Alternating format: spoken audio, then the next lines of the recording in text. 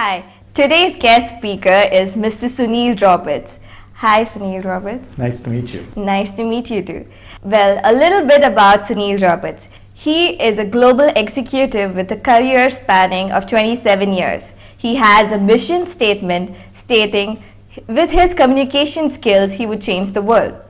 And also he's a writer, a motivational speaker, and also a leadership coach. Thank you so much for being with us and spending your valuable time with us.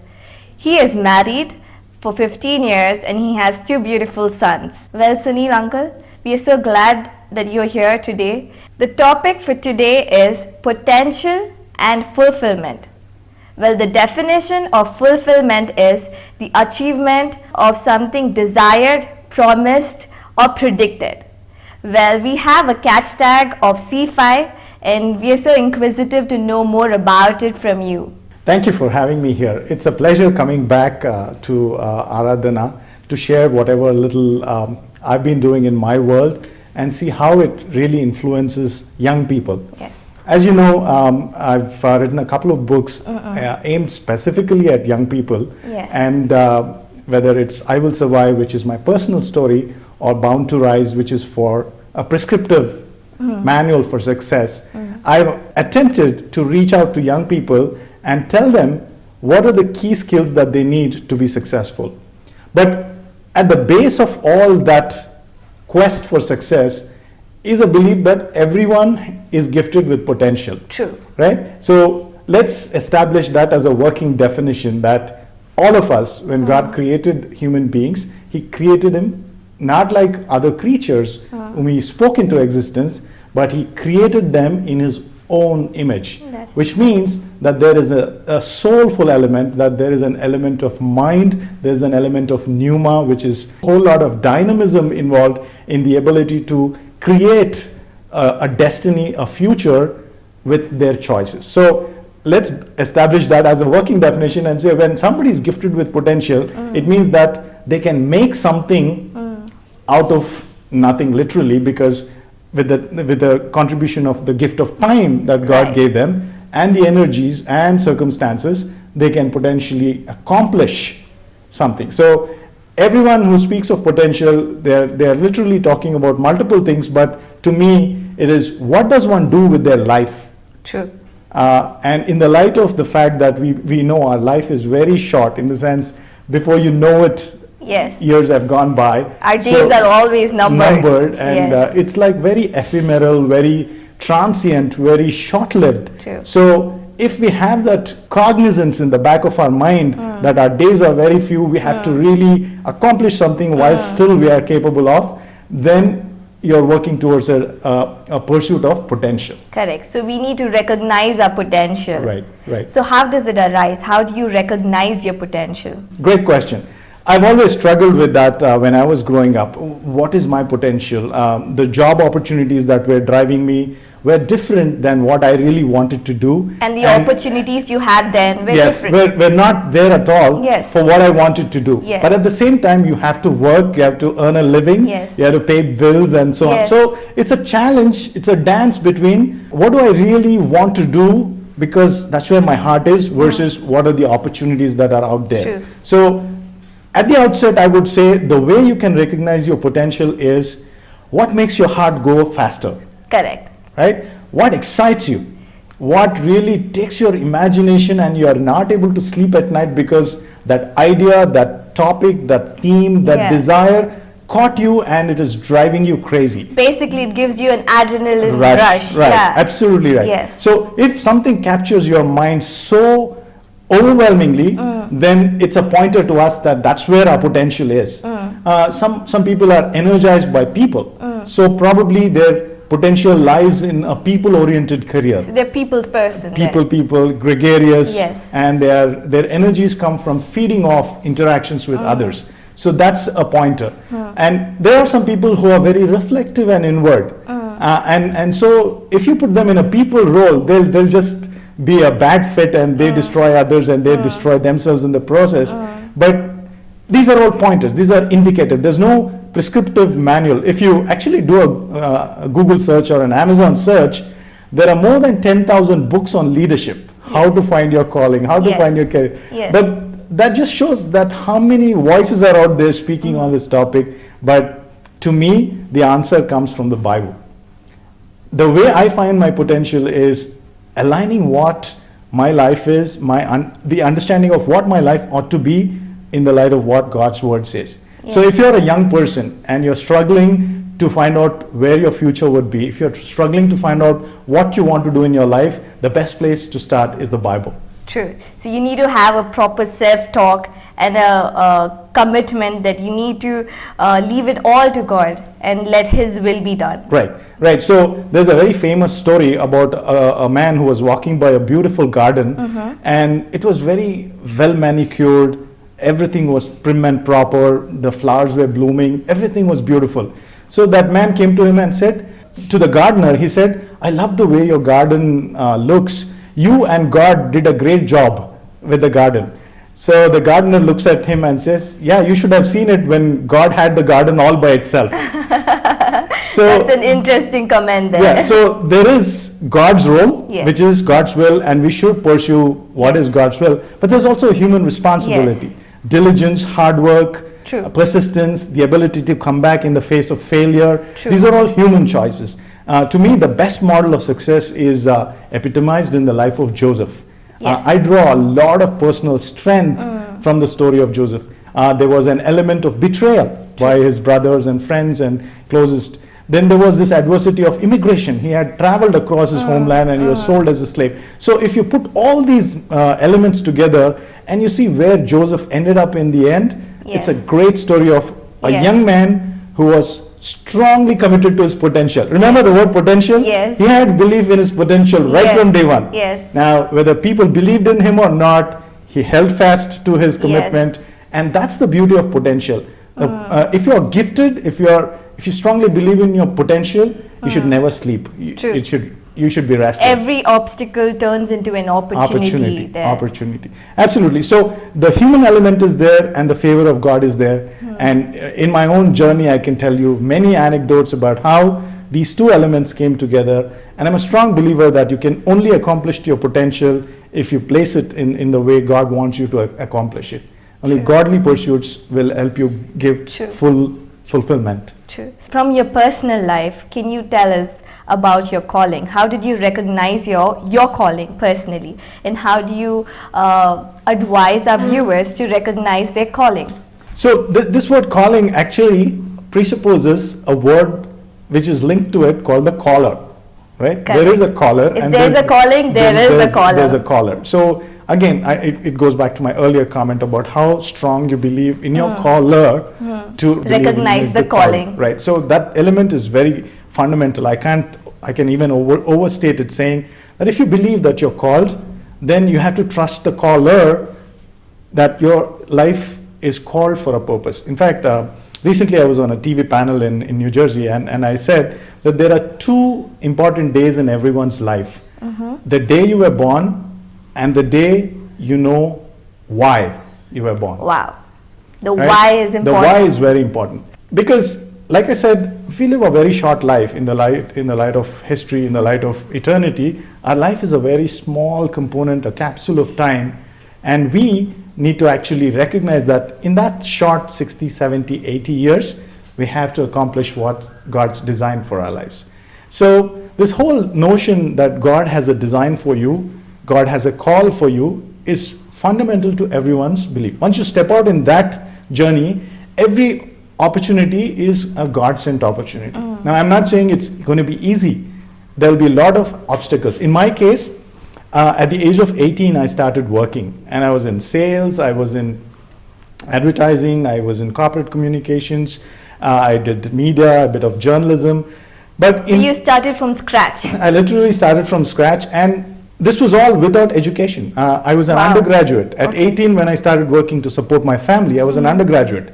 And those days, no undergraduate would get a job. In the 90s and much later in the 2000s, the BPO industry and the call center industry boomed, and even talented undergraduates were able to find employment.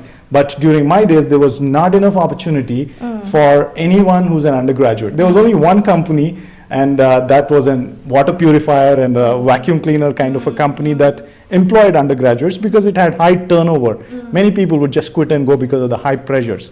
So that was the only company that hired me, and I got into sales. And in that adverse situation, because nobody would hire me, and that limited opportunity, I used it to really gain a lot of strengths and experience that moved me to the next step. So the first step in fulfilling your calling is use every adverse situation to your advantage by stepping out in faith.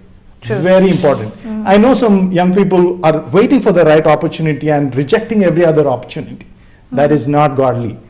God's way of doing things is you've got to be busy doing something, and then God's call comes in onto your life. David was a shepherd boy, faithfully shepherding his stuff when God's call came, right? You see Paul was persecuting and he was doing something. He was busy. He was fulfilling a mission before God breaks through. So if you see any biblical character, you will realize that you've got to be doing something when God visits you.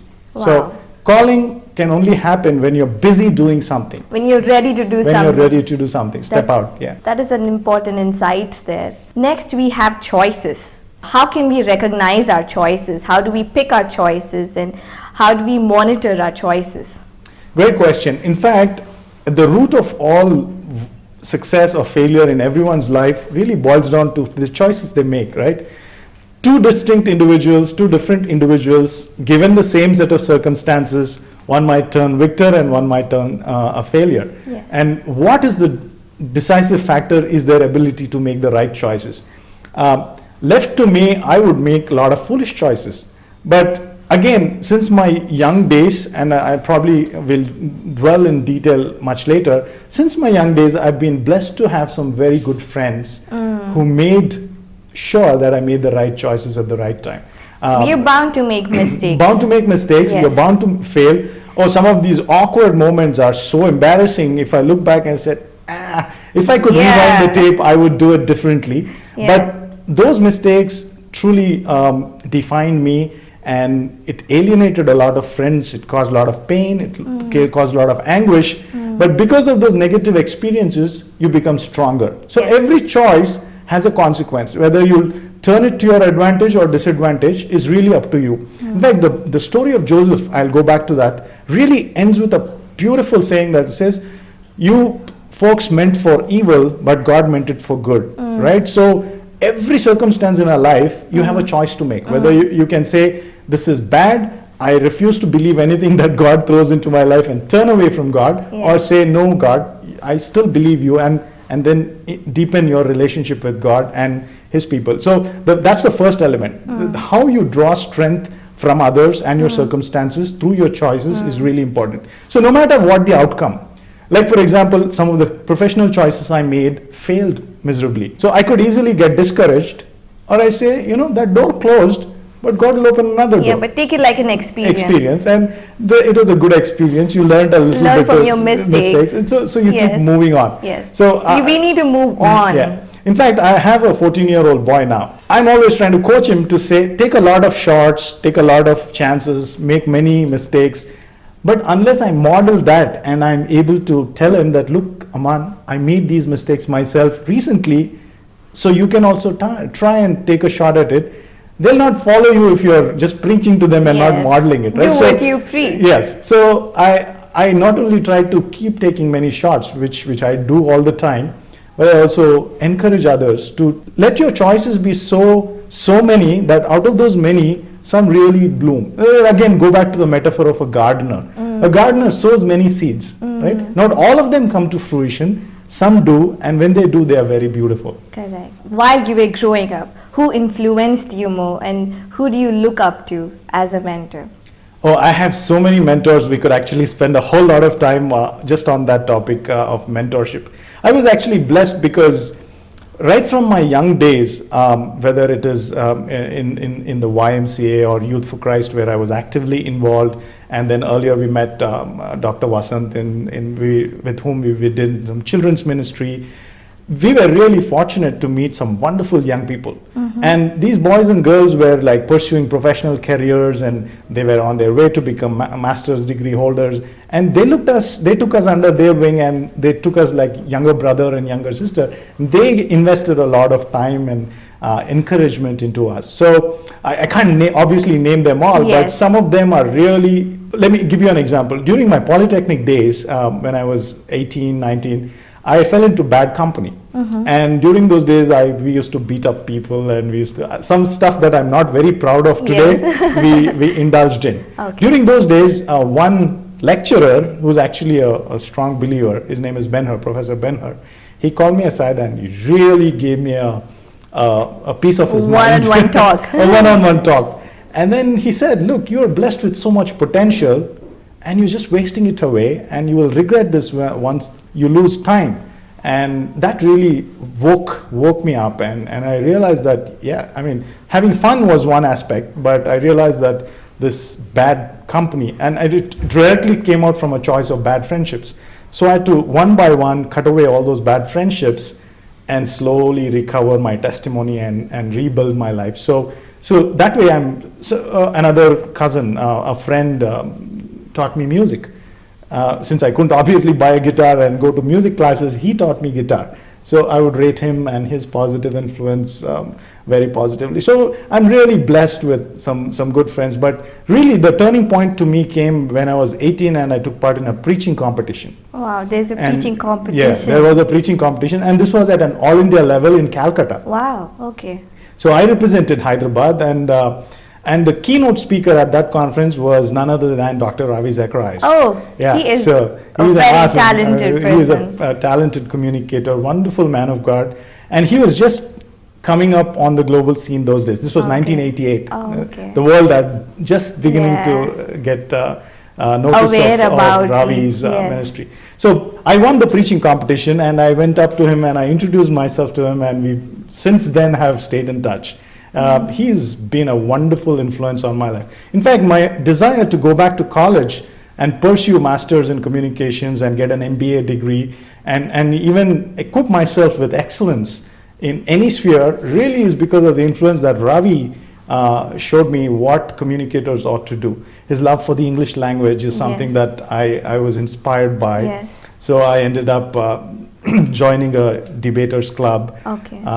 I burnished my logical skills, public speaking skills, communication skills. And I mean, it's beautiful. Finally, I ended up getting a career in communication. So you equipped yourself quite well. Yes, I would say God has really opened those doors, and I did a little bit of hard work. In fact, I'll give you an example. People might crib about not having enough resources. There was a British library in Hyderabad, and I could not even afford membership in that library. And only the reference section was open to the public. So I would go to the reference section, since I could not borrow books, spend hours together in that library just pursuing, acquiring knowledge, studying, reading, making notes, and stuff like that. So if somebody is desperate for success, nobody can stop them. Nothing can stop them. They will just find a way. And that's a very godly way of pursuing things, because you so strongly believe that God called you to do this, that you go and accomplish anything. And also you're very passionate about it. And you're willing to put extra hours to equip yourself. Absolutely, absolutely. It's, the phrase that more and more people use is sharpening the saw. Like many people use saw to cut timber, right? So most professionals today are so busy cutting the wood and sharpen, and they don't have time to sharpen the saw. But if you take time off and you sharpen your saw, you cut better than the blunt saws, right? And that happens in our lives. Many people stop reading, they stop acquiring knowledge after a point, because they graduated, they don't have to study anymore. They're in their comfort zone. They're in a comfort zone, they will not do it. But my personal belief is the day you stop learning, you stop growing. Your growth is stunted. There. Entropy starts at the word entropy means that you're actually aging, reverse aging. So the more you learn, the more vibrant your life is, and that's biblical too. You can't depend on yesterday's manna to survive today. You go back to God's word today to get today's manna, right? So that's the way I look at learning. And learning never stops. And the only one who can really become a leader is somebody who's a learner. Yes. True leaders are learners. True.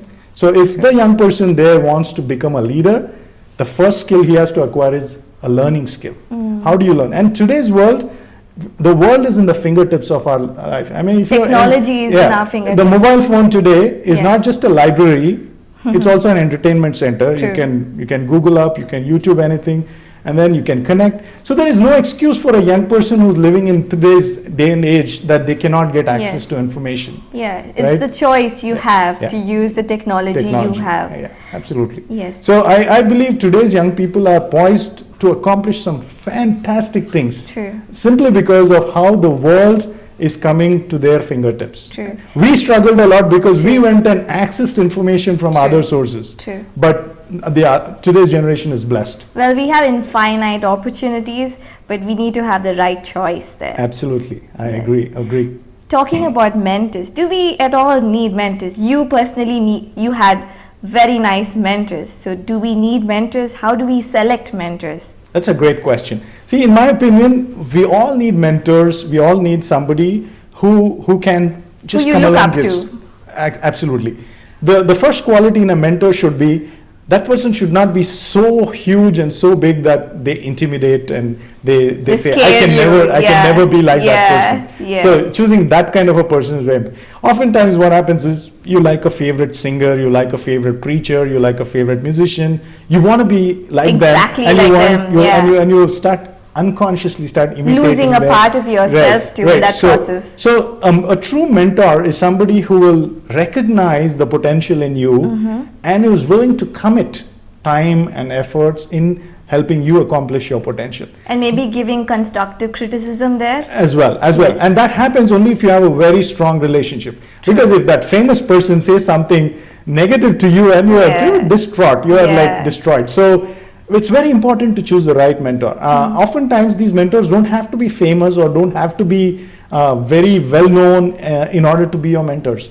Oftentimes a good godly person, some from the family, from outside the family, somebody whom you really look up to is very important. And secondly, the key to the trick to a mentorship relationship is it ought to be for a season. It can't be just for a couple of months and then you go away because whatever the mentor told you didn't suit your expectations. It should be consistent. It should be for a season. It should be for a period of time. Now there comes a time when you outgrow that need for a mentorship because you've gone to a new level, right? True. At that time, That a happens. new mentor probably can come along, or you and the trick to Maybe that's like going different levels. Absolutely, and that's why I said it's for a season. But truly, the best form of learning happens also when you are mentoring someone. I've always believed to So start you need giving mentor you and mentors also a mentee. mentor. You need to mentor others. I mean, Yes. it can't be a one-way. You know, Yes. the difference between a Dead Sea and a flowing river is a Dead Sea is always acquire. Water comes and stops at the Dead Sea. Stagnant. Whereas a flowing river is also receiving and is also giving. So I'm starting to really drill this into the young people that I work with in America, is that even when they're 14, 15, 16, I'm giving them responsibilities. And their parents are getting worried that, oh, is my child thrust into leadership at a very early stage? And I'm saying, no, they'll be responsible for younger kids. And in the process of doing this, these kids are maturing because they know that they are responsible for the much younger kids who are. So it's a cycle. I got a lot from my mentors, and if I don't give it, then I'm failing my mentors. So you give back what you receive. Absolutely. Yes. It's a gift, and it's a biblical model too. The gift, in the New Testament says the gift you receive, you make sure you impart to others. True. So Paul was very clear in telling Timothy, and he was very clear in telling John Mark, that whatever he's been giving into them, they have to go and incorporate. And also others. we see it in the life of Jesus. He mentored. He just mentored. Yeah, that's the only thing he did. It's beautiful he how picked 12 and he mentored them. Yes, and those 12 went and just turned the world. Changed the whole world upside down. Absolutely. Yes. It's a great story of, and if only we can just borrow. We don't need other books to learn other than what's already in the Bible. Yeah. In my opinion, Bible is the best management manual, the best leadership manual anyone can ever read. Yes. I could just spend an awful lot of time True. just talking about that. True. Coming to our next C, that is connection and networking. So how do we get connected and how do we recognize our networking system around us? It's in my opinion, it's a very easy thing because the first point of networks that happen for particularly our boys and girls from our faith is it's within the church and within your own ministry area where we are worshiping, where we are connected, where we are planted in fellowships. In my opinion, the best form of encouragement during my most depressing phase came from our family, within the Christian family. And that's the safe space that they create. A little world within a world. World within a world, a microcosm within a microcosm. And what happens is, because we are so loving and forgiving, and not all the time, sometimes they tear us down, sometimes we're learning. Generally speaking, within our family is the first place where we should be networking and learning. So once we get all our skills here, like I was speaking about that preaching competition, I would have never overcome my fear of public speaking if it were not for those opportunities I got within Youth for Christ and at that preaching festival. You put yourself out there. Yeah. And also, even if I made an embarrassment of myself, these guys would have accepted me for who I was. So that provides you the space. As a result, you get bolder and you go into the secular world and accomplish much bigger things. And there, it's a more competitive, more ruthless, more unforgiving setup. But by then, because you have such a strong learning here, you're willing to take chances there. It's a great testament of how a church can really mentor and provide a network of success that will allow our young people. If you read the book of Gospel of John, it says, my sheep will go out and come in. What does it mean, go out and come in? It doesn't mean that the sheep stay within the sheep pen. It means the sheep goes out into the farms, into the wild wolves and the wild animals, and the shepherd will bring them back. So there is a strong networking area within where we get our strength, but we also got to go out into the world and accomplish great things. True. So that is my driving idea, that we are called for a purpose. True. Going back to the idea of calling, and that calling, it comes through choices and so on, but it comes from the connections that we have within that you build. So even today, whenever I'm toying out with ideas, I don't go and first socialize that idea outside. I check it out within our own network, our own set of friends who are because ideas are like little babies. Yes. You have to treat ideas very delicately and tenderly. And the support you get in the initial stages is very crucial, because that defines the end result. So once you start getting encouragement, then you're saying, okay, I'm ready to go and experiment out there. So even if you see the world of music, even if you see the world of sports, the great performers are those who really come from a strong ecosystem of support that they got in the earlier stages. So I really ask young people to get involved in their church, involved in their youth fellowship, involved in their own setting, where the safe spaces can give you the strength to try out multiple things. True. And then you're ready to go. It's like you're learning all this in a training school, and then you go out and accomplish great things. So we need to keep ourselves out there and the rest follows. Absolutely. In one little step, I'll give you an example of my book, Priyanka. The first book, I Will Survive, it started out as a testimony that I wanted to write to young boys and girls from our church. Basically, because every year I would come back from America and a lot of people would say, come and share your testimony. You have a great story, come and share. But because I was not able to do justice to all those opportunities, I said, I'll write a book so I can share it and these boys and girls will read. As I started writing, I realized that it has the potential to become a much larger story that the world can also benefit from, True. Not just necessarily people from our faith. True. So when I expanded that net wider and I started thinking much bigger, God really honored that faith. I mean, the endorsements that I got, the success that I got out there, the media, and if it was just a small little effort, then probably it would not have had as much impact. Yeah. Till then, you didn't know you were a writer. Till then, I had this dream of writing, but I never knew that I could actually write a book, leave alone making it big in India. So I'm really blessed that little seed of faith that I had, support from friends. I said, God, if you really think this is going to be for the secular world, I'm going to just lay it out there, and took a shot. And then today I'm so happy that I was able to write 2 books. You got a wonderful outcome out there. Right. So it's, again, going back to those connections of willing, helpful people are saying, my calling is to just go and make a difference out there. So it Yes. goes back to that. Since you are very good at your communication skills, so how is our next point going to speak to our viewers? Communication. A French philosopher said, hell is other people. So other people can give us either heaven or hell, right? I mean, it can start within the family, within married couples, or within children and parents. Communication is really the bedrock of societies, right? If wherever there are 2 or 3 people, communication takes place. How do you develop it? Yeah. So the first step is actually paying attention to what type of communicator you are. Okay. Right? Oftentimes we think, oh, just because I'm talking, I must be a good communicator. No. That happens a You're lot. a talker. You're a talker. That doesn't mean you're a communicator. Yes. So it begins with a good, conscious awareness of what your communication style is. Some people come across as very rude, not because they are rude people, but it's just their tone of voice. Communication experts say that 70% of communication is body language. Okay. Your eye contact, your body language, your movements. Only 30% is words and tone and so on, right?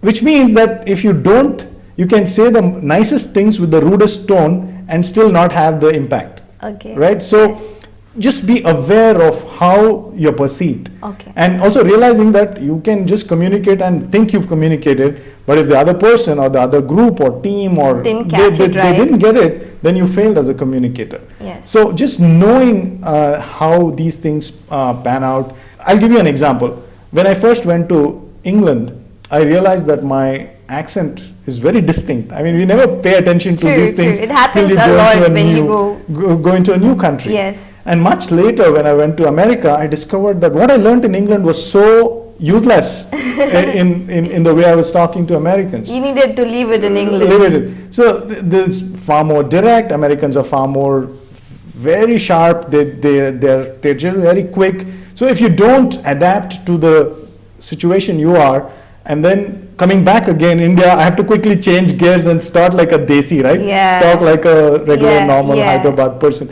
So it's going to be unless you're a very conscious adapter, you really, either you'll say, oh, he's got this strong American accent. Yeah. So accent is one part, but even deeper, knowing how groups communicate is very important. Certain cultures are very different in the way what works in Western world doesn't work in the Eastern world when you go to Japan and stuff like that.